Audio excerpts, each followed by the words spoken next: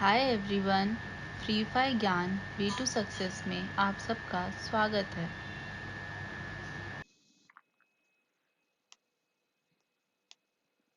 तो आज हम स्टार्ट करने जा रहे हैं क्लास 11th का chapter number 1 the living world. और इसकी आज हम करने जा रहे हैं क्विक रिवीजन, क्योंकि इससे पहले वाले वीडियोस में मैंने ये चैप्टर पूरा कंप्लीट कर दिया है।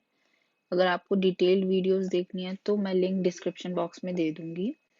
सबसे पहले हम देखते हैं कि बुक के हिसाब से जो फर्स्ट टॉपिक है व्हाट इज लिविंग।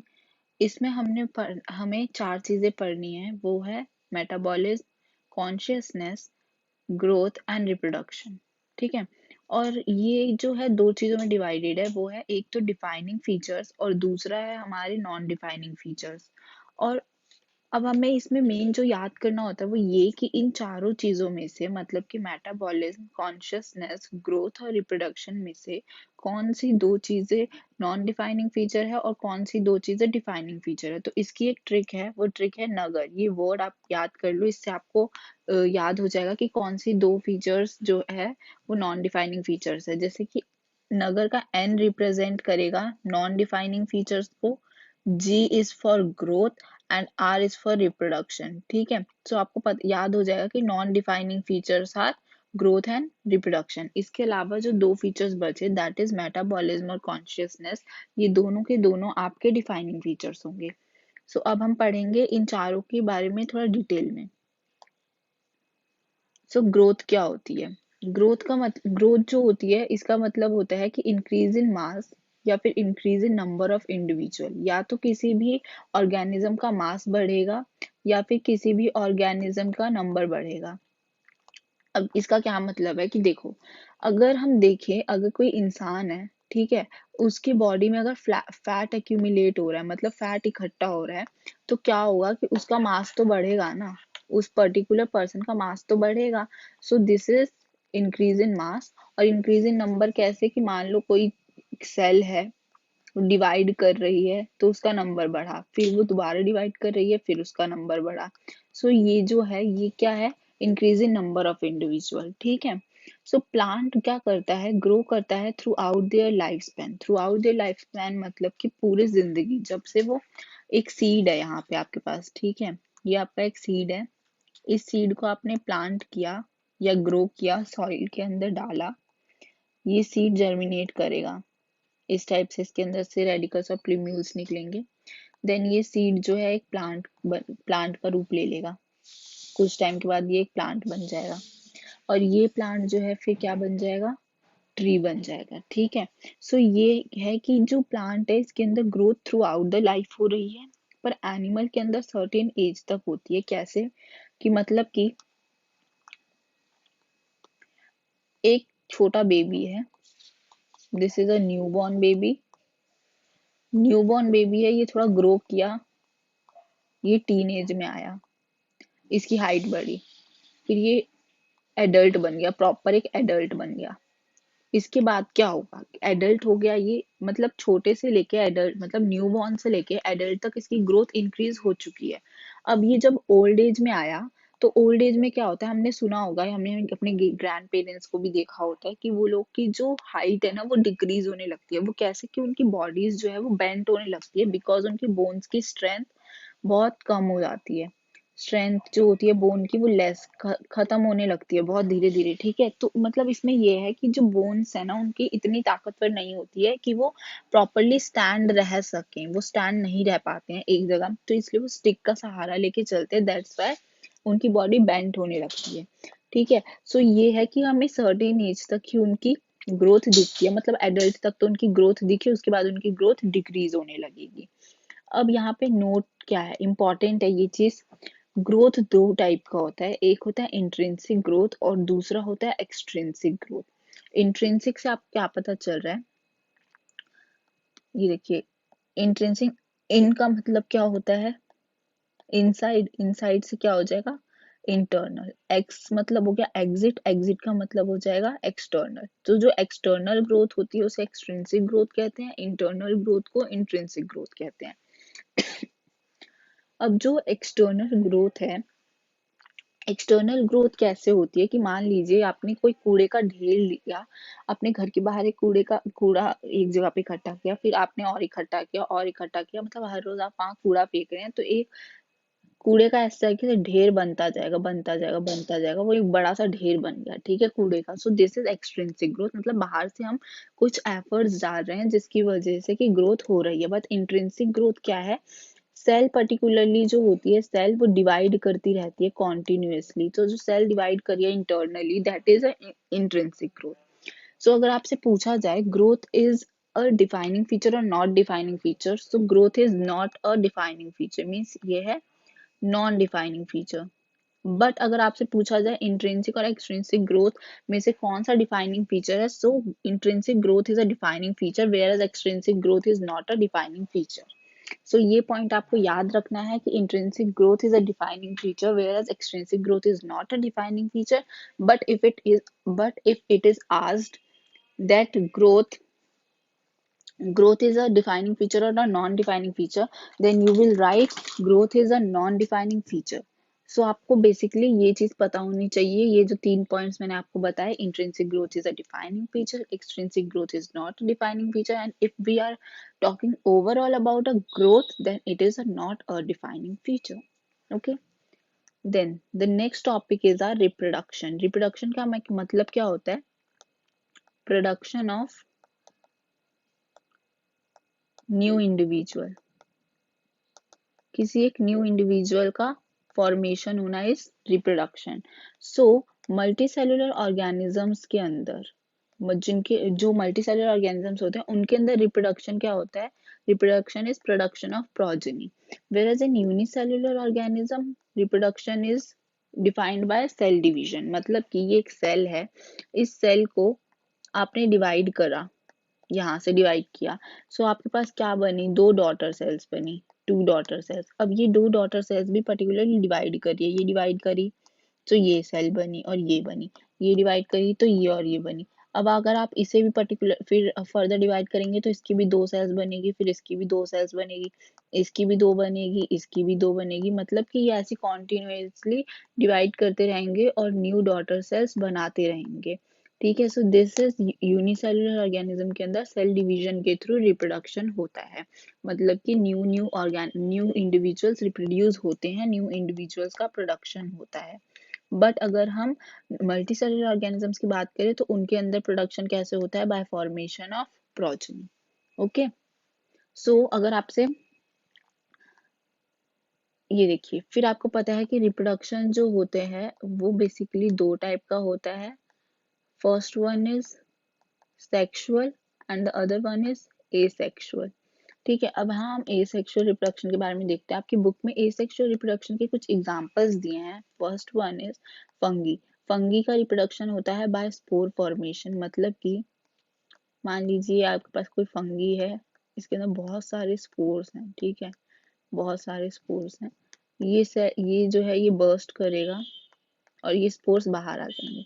अब ये स्पोर्स जो है फिर ग्रो करेंगे और न्यू पेरेंट्स बॉडी बन जाएगी। ठीक है, so this is for formation.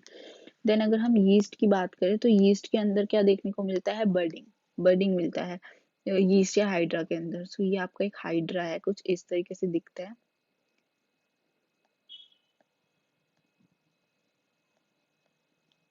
और यहाँ पे एक छोटा सा बर्ड लगा है हाइड्रा का। ठीक है, अब ये बर्ड जो है ग्रो करेगा, ये अब ये पेरेंट बॉडी के साथ ही अटैच है, ये इसकी पेरेंट बॉडी है, इसके साथ ही ये बर्ड जो है ग्रो किया।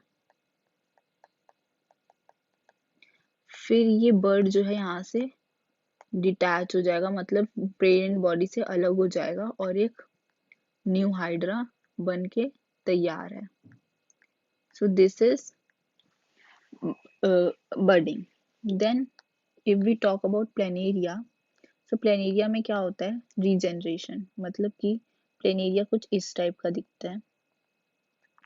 ठीक है, अगर मान लो आपने इसको यहाँ से कट किया और यहाँ से कट किया, सो इसकी बॉडी जो बनेगी वो कैसे बनेगी, ये इसका ऊपर का पार्ट है, ठीक है, सो ये क्या करेगा, नीचे ऐसे करके रिप्रोड्यूस हो जाएगा, मतलब रिफॉर्म हो जाएगा। देन मान लीजिए ये इसका मिडल पार्ट है और ये इसका टेल पार्ट है, ठीक है, ये आपने अलग अलग किए थे। सो अब जो है यहाँ से इसकी टेल भी बनेगी और यहाँ से इसका फेस भी बनेगा, और यहाँ से अगर इसकी बात करें तो इसकी ये पूरी मेन बॉडी बनेगी इस टाइप से। सो दिस इज रीजनरेशन, मतलब कि हर पार्ट जो है वो अपने आप से रीजनरेट कर रहा है, ग्रोथ हो रही है। देन अगर हम नेक्स्ट बात करें, आपकी बुक में जो पॉइंट लिखा है अबाउट म्यूल्स, वर्कर बीज and infertile human couples they can not reproduce, वो रिप्रोड्यूस नहीं कर सकते हैं। मतलब आप अपनी सराउंडिंग में देखते हैं कि जरूरी नहीं है कि हर ऑर्गेनिज्म रिप्रोड्यूस करता हो। सो मान ली आपने अपने आसपास बहुत केसेस सुने होंगे, इनफर्टाइल ह्यूमन कपल्स होते हैं जिनका बेबी नहीं होता है। So what they do, they usually uses they usually use some other methods जिससे कि उनका बेबी हो सके, या फिर वो बेबीज को अडॉप्ट करते हैं, ठीक है। सो दिस इज कि ऑर्गेनिज्म, सब ऑर्गेनिज्म रिप्रोड्यूस नहीं करते हैं। सो हम सिर्फ इस बेसिस पे कि वो ऑर्गेनिज्म रिप्रोड्यूस करता है या नहीं, ये नहीं बता सकते हैं कि वो ऑर्गेनिज्म जो है वो लिविंग है या नॉन लिविंग है, ठीक है। सो कहने का मतलब ये है कि मान लीजिए एक ऑर्गेनिज्म है जिसके अंदर आपका ग्रोथ भी हो रहा है पर उसके अंदर रिप्रोडक्शन नहीं हो रही है, उसके अंदर मेटाबॉलिज्म भी हो रहा है और वो ऑर्गेनिज्म कॉन्शियस भी है। सो आप क्या बता सकते हैं ये लिविंग है या non living? Definitely it is a living organism. जरूरी नहीं है कि एक चीज की वजह से हम इन तीनों चीज को नेग्लेक्ट कर दें, ठीक है। सो मतलब अगर रिप्रोडक्शन नहीं हो रही है, बाकी चीजें हो रही हैं, so the organism is living. अगर उसके अंदर रिप्रोडक्शन नहीं हो रही है, सो इसका मतलब ये नहीं है कि वो नॉन लिविंग होगा। ओके,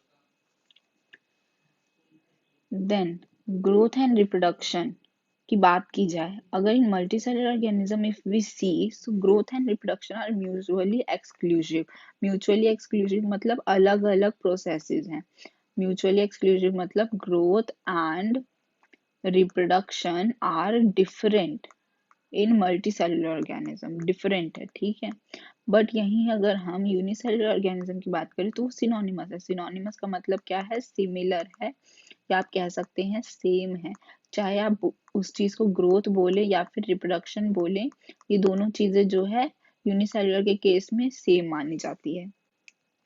कैसे, मैं इसका बता देती हूँ आपको। ये देखिए कि आपका यूनिसेलुलर के अंदर रिप्रोडक्शन कैसे होती है। एक सेल है और वो डिवाइड करके दो डॉटर सेल बना रहा है, देन वो फिर डॉटर सेल्स डिवाइड करके अपनी अपनी दो दो डॉटर सेल्स बना रही है, दिस इज रिप्रोडक्शन, ठीक है। और अगर ग्रोथ की बात की जाए तो सेल है डिवाइड कर रहा है, ग्रो कर रहा है, क्योंकि ग्रोथ का क्या मतलब था कि increase in number of individual और इंक्रीज इन मास, तो यहाँ पे नंबर ऑफ इंडिविजुअल इंक्रीज कर रहे हैं, that means growth is taking place. So this can be said that in unicellular organism the growth and reproduction are synonymous activity, whereas in multicellular organism growth and reproduction are mutually exclusive, मतलब कि different चीज है। Then talking about the next topic, that is metabolism. Metabolism का क्या मतलब होता है?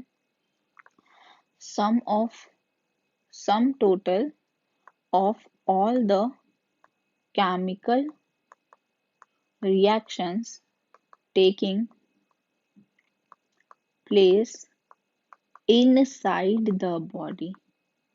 Always remember this word inside the body, because क्योंकि reactions तो हम labs के अंदर भी करते हैं in vitro condition में, so that doesn't mean कि वो भी metabolism कहलाएगा, क्योंकि metabolism के लिए हम inside the body का surrounding देखते हैं। cells are important for metabolism, और cells कहाँ पे होती है? inside the body. So metabolism दो तरीके का होता है, एक होता है एनाबॉलिज्म और दूसरा होता है कैटाबॉलिज्म। एनाबॉलिज्म का मतलब होता है कि छोटे छोटे पार्टिकल से मिलके एक बड़ा कॉम्प्लेक्स पार्टिकल बनना, वेयरएज देखिए एना मतलब होता है addition, A for anabolism, A for addition, तो मतलब कि छोटे छोटे पार्टिकल्स का एडिशन हो रहा है और एक बड़ा पार्टिकल बन रहा है। कैटा मतलब कट, कट मतलब हो जाएगा कि एक मिनट, कैटाबॉलिज्म का मतलब कट, और कट का मतलब हो जाएगा कि छोटे छोटे टुकड़ों में पीसेस के अंदर डिवाइड करना, ठीक है। सो ये बड़े से पार्ट को आप डिवाइड कर रहे हैं, डिवाइड कर रहे हैं, डिवाइड कर रहे हैं, सो दिस इज कैटाबॉलिज्म, और छोटे पार्टिकल्स बन रहे हैं, ओके। देन मेटाबॉलिक रिएक्शन, अगर आउटसाइड द बॉडी की बात करें और इनसाइड द बॉडी, दो तरीके से रिएक्शन होती है, या तो आउटसाइड द बॉडी होगी या तो इनसाइड द बॉडी होगी। Outside the body the reaction will be living, but जो उसका सराउंडिंग है वो इन विट्रो है। इन विट्रो मतलब कि हम लैब्स के अंदर, लेबोरेटरीज के अंदर रिएक्शन को परफॉर्म कर रहे हैं, लेबोरेटरीज के अंदर रिएक्शन को परफॉर्म कर रहे हैं। सो जो सराउंडिंग है वो not a living surrounding, because cells वहां पर एब्सेंट है। और मेटाबॉलिक रिएक्शन के लिए क्या जरूरी है? सेल्स। और सेल्स कहाँ पे होती हैं? Inside the body. ठीक है, सो यहाँ पे रिएक्शन तो लिविंग होगा बट सराउंडिंग जो है वो नॉन लिविंग होगा, because cells are absent. Where in inside the body reaction तो लिविंग है और सराउंडिंग क्या है? बॉडी। बॉडी में क्या है? सेल्स प्रेजेंट है, और सेल्स के प्रेजेंट होने की वजह से सराउंडिंग क्या है हमारा? लिविंग है। ओके, सो यहाँ पे रिएक्शन भी लिविंग है, सराउंडिंग भी लिविंग है inside the body, so this is a metabolism process. But यहाँ पे आउटसाइड द बॉडी की बात करें, रिएक्शन तो लिविंग है but surrounding not living, that means this is not a metabolic process, this is just a reaction taking place inside a laboratory. Okay, और ये तो आपने केमिस्ट्री लैब में भी बहुत सारी एक्टिविटीज परफॉर्म की होंगी जिसमें आपने रिएक्शंस करवाए होंगे। So that doesn't mean that metabolic reaction is taking place in laboratories, because it requires cells for the metabolic reactions, and the cells are present inside a body of a human being or any organism. So this means that the reaction is living and the surrounding is also living, thus the metabolic reaction is taking place inside the body. ठीक है, so you should remember कि metabolism का actual में definition क्या है, और वहां पे that word that is inside the body is very important, क्योंकि रिएक्शंस तो आप बाहर भी करा सकते हो बॉडी के और अंदर भी करा सकते हो। ठीक है, so because of the definition we can say कि ऑर्गेनिज्म, जो नॉन लिविंग ऑर्गेनिज्म होते हैं उनके अंदर सेल्स नहीं होती है इनसाइड द बॉडी, तो वहां पे रिएक्शन जो है कैसा है? रिएक्शन लिविंग है बट सराउंडिंग नॉन लिविंग है। ठीक है, सो इससे आप क्या कह सकते हो कि मेटाबॉलिक रिएक्शंस जो है वो नॉन लिविंग थिंग्स के अंदर नहीं होती, whereas it takes place in the living things, thus the metabolic reactions are the defining feature of a living. Okay, what is consciousness? Consciousness का क्या मतलब है? कॉन्शियसनेस जो है वो डिफाइनिंग प्रॉपर्टी है फॉर लिविंग ऑर्गेनिज्म, पर consciousness होता क्या है? Self consciousness, sensitivity and ability to respond after sensing the environment. आपको एक कट, आपका ये हाथ पे, मान लीजिए आपके हाथ पे कट लग गया और वहां से ब्लीडिंग हो रही है, सो आप क्या करेंगे? आप तुरंत उसके ऊपर मेडिसिन लगाएंगे, कोई मतलब एंटीसेप्टिक लगाएंगे उसके ऊपर। ठीक है, या ज्यादा पेन हो रहा है तो आप मेडिसिन लेंगे, पेन किलर लेंगे, मतलब कि आपके सराउंडिंग में कुछ ऐसी चीज हुई जिसको देख के आपने क्या किया? रिस्पॉन्ड किया। So that is consciousness. आप और जो ह्यूमन बींग्स होते हैं सिर्फ वही सेल्फ कॉन्शियस होते हैं, एनिमल्स भी इतने ज्यादा सेल्फ कॉन्शियस नहीं होते हैं अपने लिए, खुद के लिए। ठीक है, so only consciousness is seen in human beings, thus it is a defining feature, क्योंकि नॉन लिविंग ऑर्गेनिज्म के अंदर तो नहीं होती ना। मान लीजिए कोई एक टेबल है, उस टेबल को आप उठा के एक जगह से दूसरी जगह पे मूव कर दें, the table is not conscious कि उसकी प्लेस चेंज की गई है। टेबल खुद तो उठ के नहीं गई ना, आपने उसको उठा के एक जगह रख दिया। Table is not conscious about it. वो तो ऐसा नहीं है ना कि वो वापस चल के अपनी नॉर्मल प्लेस पे आ जाएगा, it is not possible. So that means that table is not conscious for itself according, and it is not responding to the environment. ठीक है, but a human being can respond to its environment, thus the consciousness is a defining feature of a living organism. Okay, moving to the next topic, biodiversity. So basically the biodiversity word are made up of two words. First is bio and the other one is diversity. Bio means living and diversity means variety. So variety of living beings is known as biodiversity. In our surrounding 1.7 to 1.8 million of species are present. ठीक है, ये आपकी book में given है estimate जो है, so you can learn it, because this time class 11th have that MCQ type of questions, so this can be asked. Then what is identification and nomenclature? ठीक है, so identification is identification word से आपको क्या समझ आ रहा है? Word के नाम से डेफिनेटली किसी चीज को आइडेंटिफाई करना. So identification is can be defined as that naming is only possible. किसी भी ऑर्गेनिज्म को नाम देना तभी पॉसिबल है when the organism is described correctly. जब आप उस ऑर्गेनिज्म को करेक्टली डिस्क्राइब कर दें कि वो ऑर्गेनिज्म एक्चुअली में है क्या.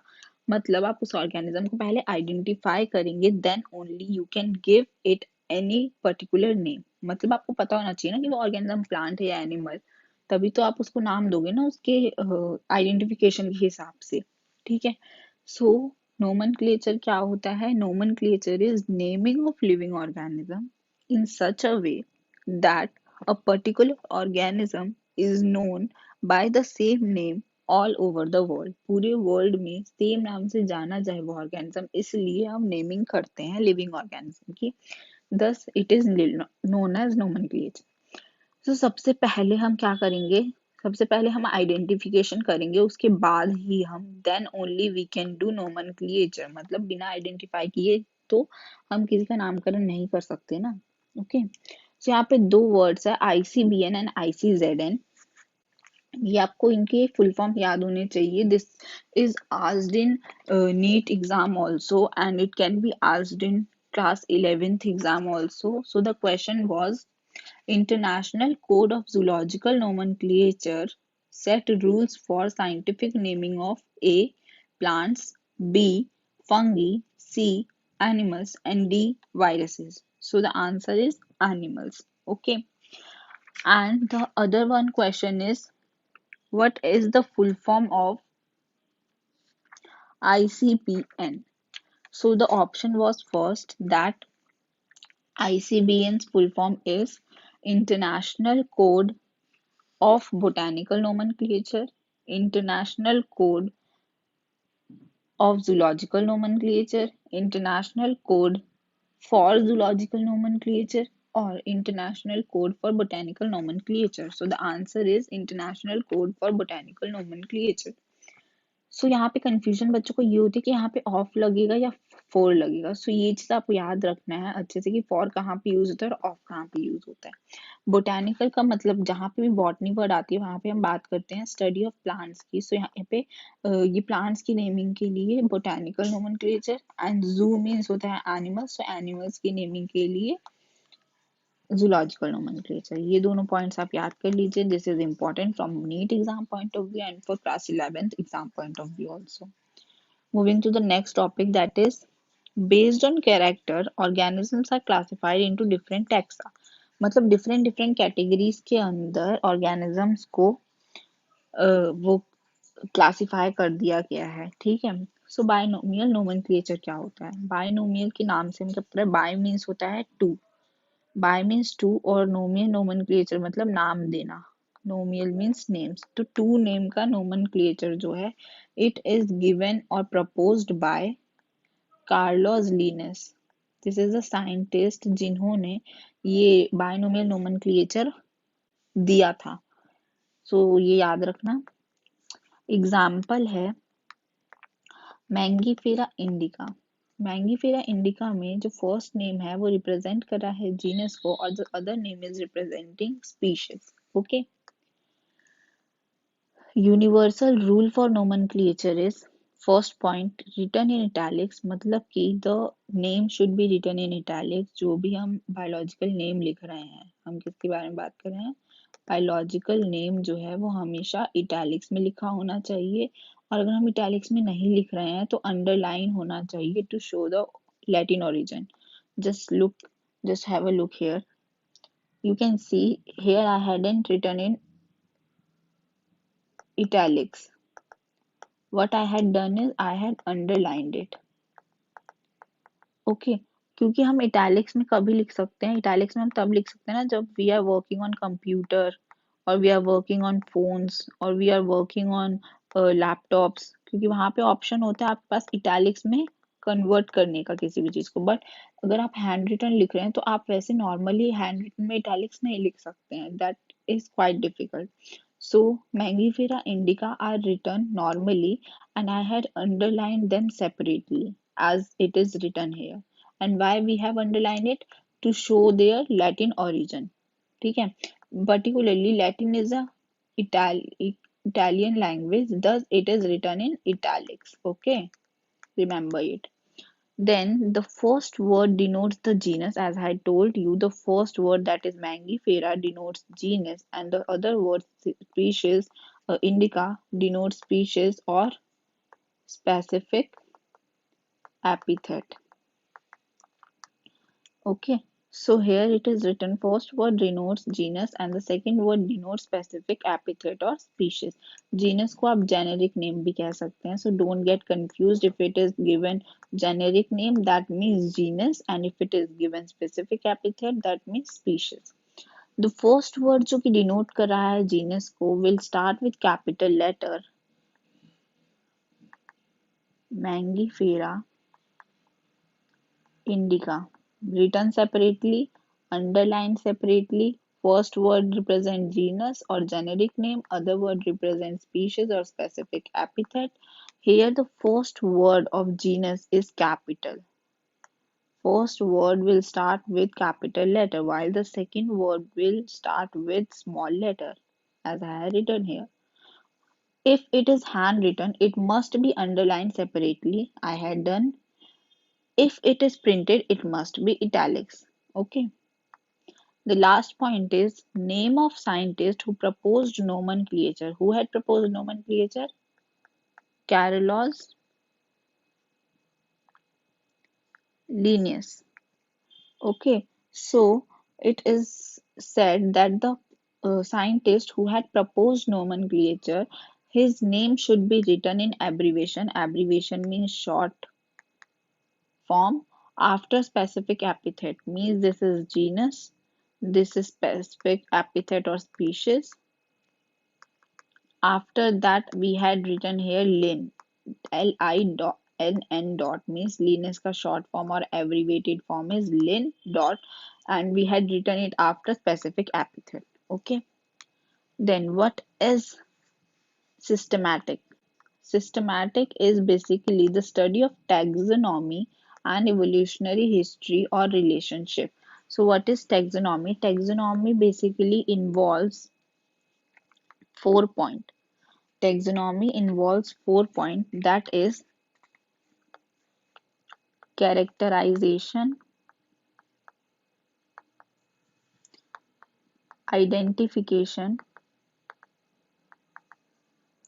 classification, and after that nomenclature. These four things include taxonomy, means doing characterization of an organism. After that, after characterizing it, when we do its identification, then classification, and then nomenclature, then the organism, then it will be known as taxonomy. Okay, and if we are talking about systematics, so it will be that taxonomy plus evolutionary relationship. That means these 4 points plus evolutionary relationship. uh, like it is said that the human beings are evolved from apes. Okay, so that means कि human beings का evolutionary relationship किसके साथ है? apes के साथ. किसकी? क्यों? क्योंकि हम इनसे ही तो evolve होके human beings बने हैं ना. ओके, सो यही है कि टैक्सोनॉमी मतलब एक ऑर्गेनिज्म जो है उसकी पूरी टैक्सोनॉमी, कि वो किस तरीके से उसका नाम वाम दिया गया सब, और उसका पहले का क्या रिलेशनशिप रहा है किसी भी ऑर्गेनिज्म के साथ, तभी तो हम उसको ऐसा नाम दे रहे हैं ना. मतलब हम किसी मान लीजिए एक प्लांट मिला तो हम उस प्लांट को किस तरीके से नाम दे सकते हैं जब हमें पता हो कि उसका इवोल्यूशनरी रिलेशनशिप किस दूसरे प्लांट से मिलता है, तभी तो हम उसे ग्रुप में डालेंगे ना, है ना. मान लीजिए एक प्लांट है, इसको हमें एक ग्रुप बनाना है प्लांट्स का जिसके अंदर डालना है, तो जब तक हमें ये नहीं पता होगा कि वो कौन से प्लांट से बिलोंग करता है, सो हम कैसे उसका नाम रख सकते हैं. रोज जो है वो, रोज प्लांट जो होते हैं वो डिफरेंट डिफरेंट कलर के होते हैं. ठीक है, मान लीजिए कि रोज के कलर्स होते हैं. Rose can be red, can be pink, can be yellow, white, है ना, एक्सेट्रा. ठीक है। सो अगर मान लीजिए एक रेड कलर का रोज है, इन सब का ये बेसिकली तो एक ग्रुप से है ना रोज, ठीक है, बस इनके कलर अलग है। सो इसका मतलब ये है कि हमें इसको जब तक हमें ये नहीं पता होगा कि उसकी टेक्सोनॉमी क्या है और उसका इवोल्यूशनरी रिलेशनशिप, हम कैसे फाइंड आउट करेंगे मतलब कि वो किस चीज से बिलोंग करता है। Okay, so this is systematics. So here it is given about taxonomic categories showing hierarchical arrangement. ये एक ही कैटेगरीज की hierarchical arrangement है. hierarchy means होता है steps. These all steps. Okay. So here it is written a trick, and the trick is keep pot clean or family gets sick. You have to learn this hierarchical arrangement in ascending order as it is written here in the same order like kingdom, phylum, class, order, family, genus, species. This is like this. Okay. So मतलब नीचे से आपको ऊपर तक सब याद होना चाहिए बिल्कुल लाइन वाइज. तो आपको इसे याद करने का ट्रिक ये है, कीप पॉट क्लीन और फैमिली गेट सिक. कीप के से आप कर सकते हैं किंगडम, पॉट के पी से आप कर सकते हैं phylum. Here I have written phylum slash division. Phylum हम तब बात करते हैं when we talk about animals, and if we are talking about plants so we will use this word division instead of phylum. Okay, then with clean we can write class, order from or, family with from family, from get we can write genus, and from sick we can write species. Learn this trick. I can guarantee you, you will never be forget this hierarchical arrangement. Okay, so learn it in ascending order. So moving to the top next topic, that is what is species. Species के अंदर क्या होता है कि बहुत सारी similarities होना. Organism के अंदर बहुत ज्यादा सिमिलैरिटीज होती है. Means Mangifera indica, Solanum tuberosum, Panthera leo, Homo sapiens, इसमें से स्पीशीज जो है, these are species and the first words are genus as I had told you. Okay, genus के अंदर जो है स्पीशीज से लेस सिमिलैरिटीज होती है. स्पीशीज से लेस सिमिलैरिटीज होती है जीनस के अंदर. क्यों? देखिए, पैंथेरा एक जीनस है जिसके अंदर कौन कौन सी स्पीशीज आ रही हैं? Leo, pardus, tigris. Leo is lion, pardus is leopard, tigris is tiger. इनके अंदर बहुत ज्यादा सिमिलैरिटीज हैं इन तीनों के अंदर. ठीक है, और पैंथेरा हमने एक बस वो जीनस लिया जिसके अंदर हमने ये तीन स्पीशीज डाल दी. ठीक है, और आप इसे लिखते कैसे हैं? Panthera leo, Panthera pardus and Panthera tigris. Family. Example is Solanaceae family. Solanaceae family involves Solanum, Petunia, and Datura. So here Solanum is for uh, potato and brinjal family. Okay. Dhatura, you know कि धतूरा क्या होता है. Petunia is a flower. It is a type of flower जो कि pink या red colour में होता है, डार्क रेड या डार्क पिंक कलर का होता है. ठीक है, यू कैन से कि I think this is tobacco plant or something. Okay, you can see it. So this is petunia and dhatura we know. Okay, so Solanaceae family involves these three things. That is potato brinjal family, Solanum, flower, genus Petunia, and Dhatura genus. Okay. Moving to the next, that is Felidae family. Felidae family involves Felis and Panthera genus. Felis is cat and Panthera is for lion, tiger, and leopard. Canidae is for dogs. Order. Carnivora order contains family Felidae and Canidae. Felidae is cat family is Felidae and the dog family is Canidae. So dog and cat family has one similarity is that they eat flesh. So that is why they are put in same order, carnivora. Then there is a class Mammalia. Primata and Carnivora, they give birth to young ones. Primata is for human beings. Carnivora involves cat family and dog family. So they come in the same class, Mammalia. There is a table which is given on page number 11 of biology book, which is very, very, very important. Very, very, very important table. Please learn it. So I'm going to uh, tell you the trick for learning it, okay? Just remember, man is known as Homo sapien. You have to learn this. Housefly is Musca domestica. Biological name of housefly is Musca domestica. Biological name of mango is Mangifera indica. And biological name for wheat is Triticum aestivum. Genus represent the first word. Here, these words are genus. And these words, which are written on the back, that is the sapiens, domestica, indica, and aestivum. These are species. Okay. So these are your genus. Then family. Homo की family, that is Hominidae. Always remember, in families of animals, it is always written IDAE. Okay. Housefly is also animal. So Musca family is Muscidae. IDAE. You can see here. Musky से ये musk, Idae. Then in an plant family, it is always written as EAE. Sorry, CEAE or EAE in last. Okay, in and okay. So in mango, anacardiaceae, it contains CEAE. In wheat poaceae, it also contains CEAE. Okay, so this is family of wheat and mango. Then in order, for man it is Primata, for housefly it is Diptera, for mango it is Sapindus, and for wheat it is Poales. Class for man is Mammalia, housefly Insecta, mango Dicot, and wheat Monocot. Phylum is Chordata, Arthropoda, Angiosperm, and Angiosperm. So you have to learn this table. It can be asked in your exam that what is the order of man. So you have to write Primata. What is the family of Musca domestica? So it is Muscidae.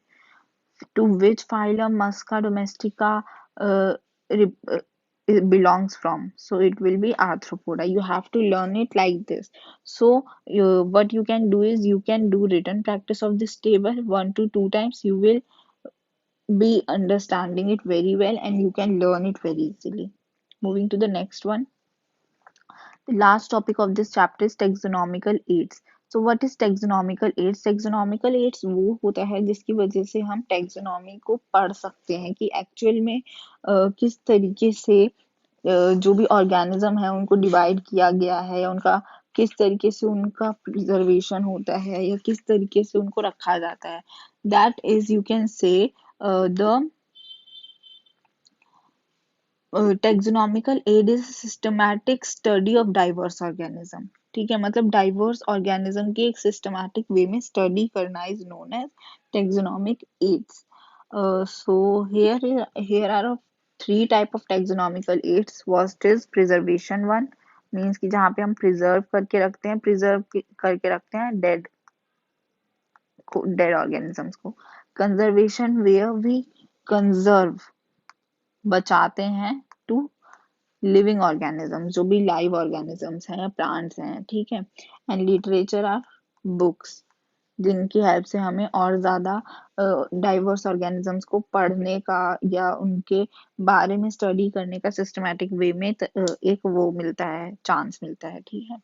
So in preservation, there are two things that is we are going to talk about is museum and herbarium.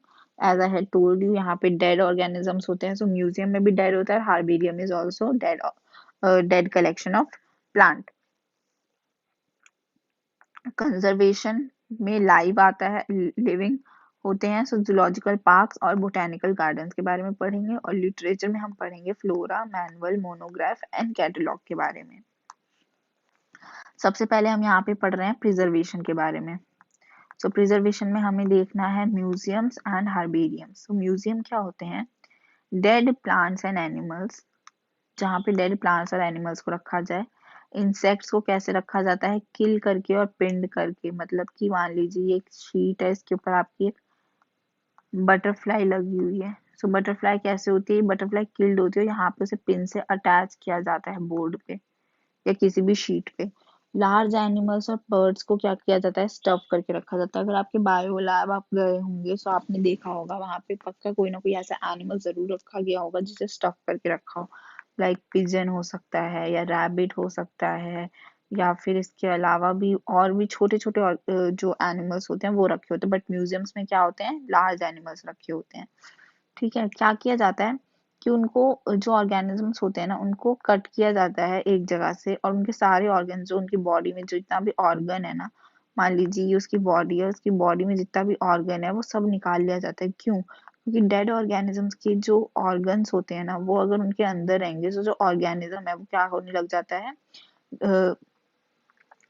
Degrade होने लगता है, खराब होने लगता है। ठीक है, सो उसे ज्यादा देर तक आप प्रिजर्व नहीं कर सकते।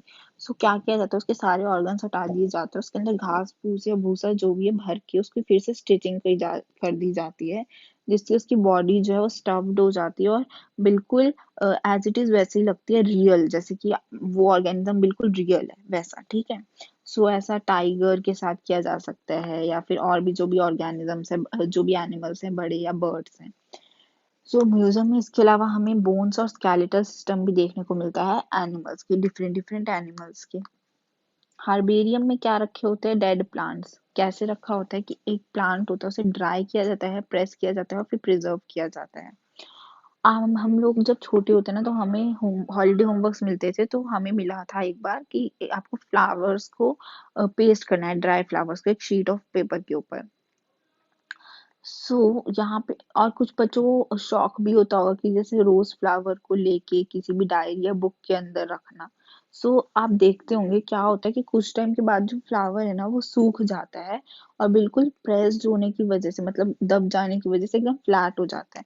ऐसे ही किया जाता है कि उस वो जो प्रेस और ड्राई फ्लावर होता है उसे एक शीट पे पेस्ट किया जाता है ताकि उसे ज्यादा टाइम तक प्रिजर्व किया जा सके। उसके ऊपर एक कवरिंग चढ़ा दी जाती है दूसरी ट्रांसपेरेंट शीट की।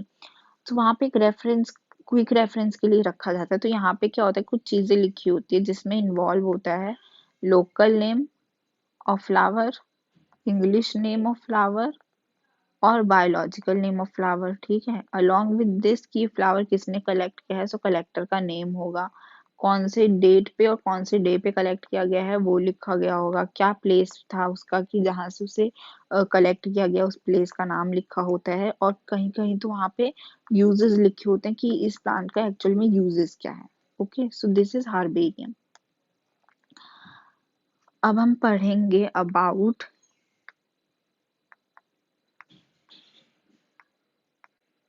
कंजर्वेशन।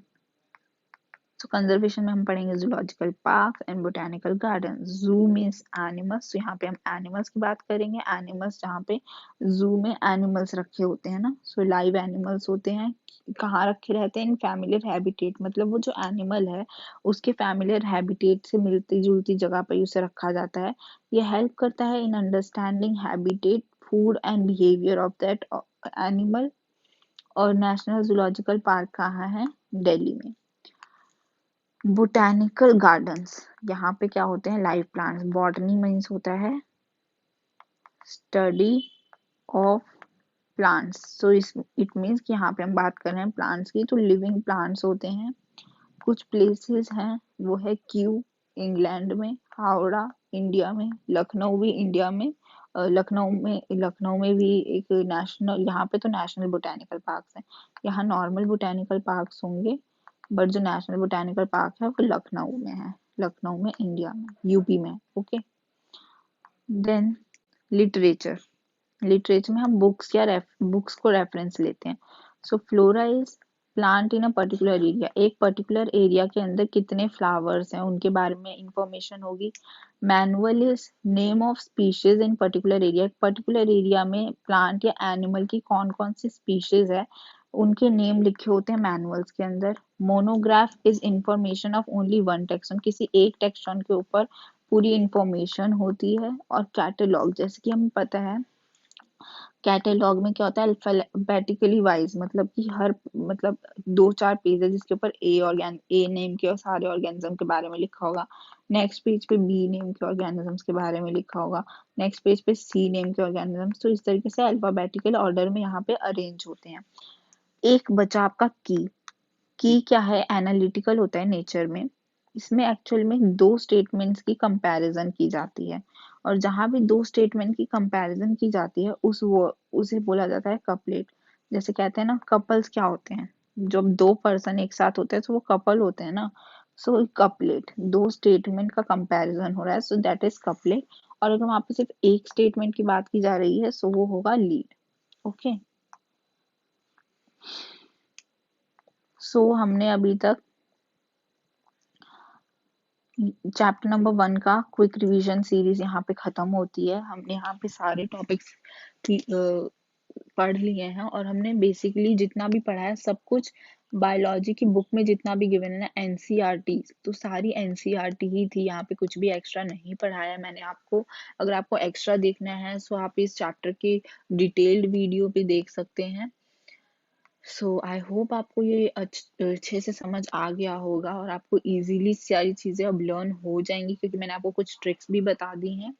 सो आई होप आपने इंजॉय किया हो वीडियो, और आपको वीडियो बहुत अच्छे से समझ आई हो। अगर आपको वीडियो अच्छी लगी है तो प्लीज़ लाइक करें, शेयर करें, और सब्सक्राइब करें इस चैनल को, और प्रेस कर दें उस बेल आइकन को, ताकि आपके पास हमारे न्यू वीडियोस की अपडेट्स मिलती रहे। So thank you so much for watching. I hope you have a good day. So पढ़ते रहिए अच्छे से, और आगे की भी वीडियोस देखना है तो प्लीज़ हमारे चैनल के साथ बने रहिए। Thank you once again. Bye bye, take care.